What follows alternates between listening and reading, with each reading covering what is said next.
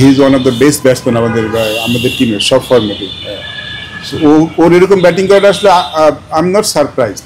This is Shanto, ওই ধরনের batting করার সামর্থ্য আছে।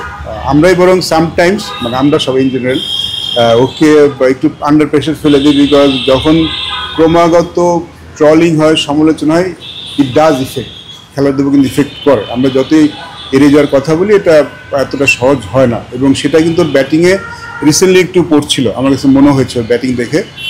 But good thing that he came back strongly. It's not easy, এটা কিন্তু ব্যাপারটা তো সহজ নয়। হি কেম ব্যাক স্ট্রংলি এবং টেস্ট ম্যাচে back to back 100 is special, সেটা করতে পেরেছে। এবং শান্তর এই সামর্থ্যটা খুব ভালো মতোই আছে।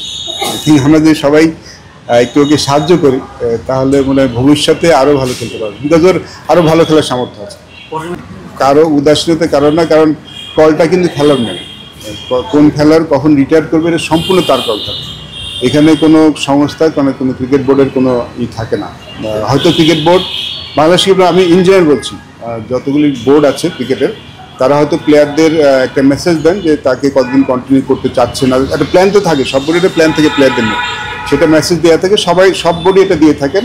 But ultimately it's player call, প্লেয়াররা কল নেন আমি কখন রিটায়ার করবো, মাঠে রিটায়ার করবো না বাইরে রিটায়ার করবো। সো আমরা আই ডোন্ট থিঙ্ক ইটস নিয়ে খুব বেশি আলোচনা কিছু আছে।